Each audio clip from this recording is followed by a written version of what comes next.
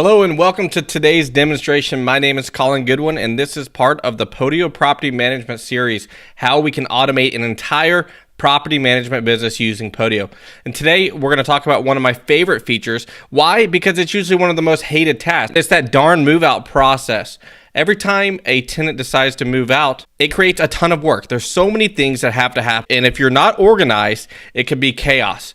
So I'm going to show you how to organize that chaos and even automate that process to where it's a walk in the park. So you can see here, I've got a demo property management page, and the way people handle this is widely different. I require 30 days written notice in our lease on a move out, and we send an automated email to them 60 days prior, prepping them. So hopefully we can get that 60-day point. They either submit a 30-day notice or they let us know they're going to renew it, at which point we send the new lease for them to renew on. Regardless, a lot of property management softwares don't really have this move out request. So it's up to the property manager to create their own process. That was real frustrating to me because there's so many things that have to happen to make sure that the move out process and transition is smooth.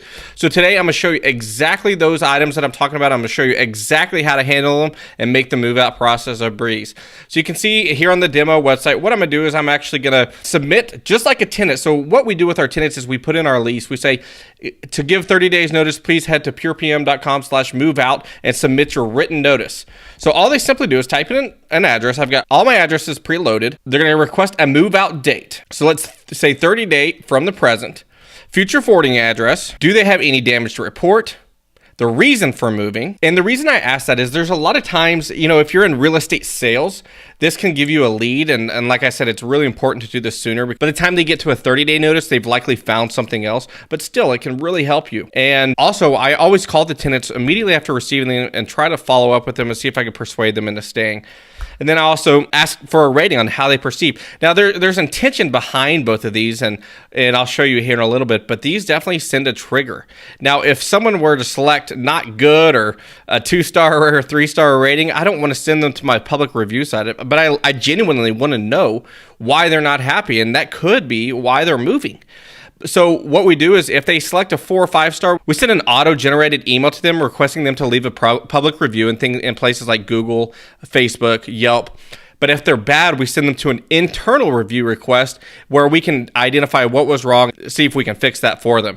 So I'm going to go ahead and say it was a 5-star, and all we're going to do is simply submit that. Now that I'm in my Podio dashboard, you can see that this lead came directly through from the web form into Podio, and it already triggered so many events. You can see that all the data that you typically have to manually load or collect or chase is auto-populated. Again, that's a theme that we see throughout this entire process. Don't undermine that. That's a huge time savings. You can see that I show up for work, I see an open ticket, I check it, and boom, I've got all the information right in front of me that I ever needed. So what I can do here is I received this notice on 1 February, and the requested move out date was February 28th. How do you think that's going to go? It's likely not going to be approved. We're likely going to send them an email, and we can set triggers based on the selection here. So if we select approved, we can auto-generate an email that says, hey, your move-out request has been approved, and then ask them to do this. Here's the move-out checklist. Here's the process. You start prepping your tenants to, again, make this a very smooth transition. Or if they're not approved,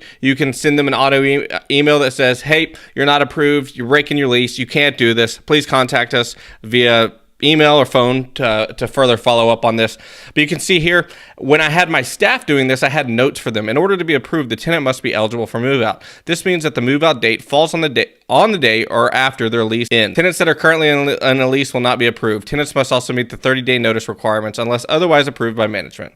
Okay, so we're going to go ahead and approve that regardless of it not being 30 days. February is a funky month. It's 28 days. So you can see the future forwarding address in there, and that's going to play very significantly here in a minute. Now, tenant damage reporting, I want to know that. I mean, this is something that they're admitting to, so I like to know that going into it. And you can see this is just the information that I requested on the web form. We did use AppFolio to manage our accounting, and there's a whole move-out process in AppFolio that I'm definitely not a fan of. Regardless, it's still an action that needs to be taken. You can see here, AppFolio falls way short in so many categories, and most property management softwares do. So this is more or less a checklist, right? So we're going to say complete. When the key is received, yes. Cleaning scheduled, yes, no. Carpet cleaning required, yes, no. Much like the move-in flow, a lot of this is dependent on the move-out inspection. And what happens when a new move-out flow is generated an inspection is automatically created just like it did in the move-in, and that inspection has a great amount to do with the next couple sections. These are actually calculations that a technician will go to the property, itemize all the damage. They're trained to notice if it's tenant damage or if it's wear and tear. If it's tenant damage, the system and the inspection will automatically add up the amount of tenant damage and input it right here. So you can see that's super powerful. So let's say they had a $1,500 security deposit on file. We had to do cleaning at $225. Carpet cleaning was also $225. They had 0 past due rent. And then if they do, give a detailed list of it here. And then we have an opportunity here to have an itemized list from the damages. There's several things a lot of companies do. They have an itemized list. You know, if you lose a key, it's $10. If you break a window, it's $150. We did it by labor and materials. So what the technician would do is they would estimate the man hours. They would estimate the materials. And with that information in the field, the system automatically calculates the amount that's to be returned to the tenant. Now we're going to generate a disposition letter. Now some property management softwares do this, but I want to show you why we do it in Podio. Now you have a couple options when it comes to returning a security deposit, and here's where it gets very powerful.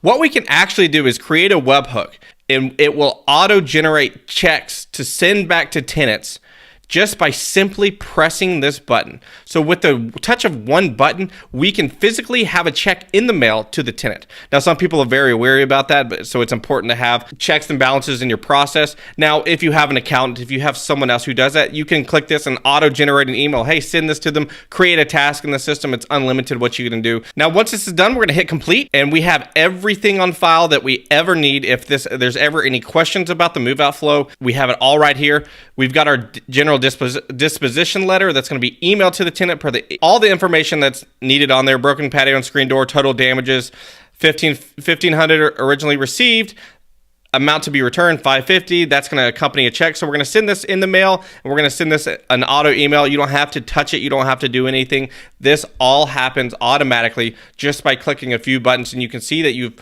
taken control and you've managed your entire move out process.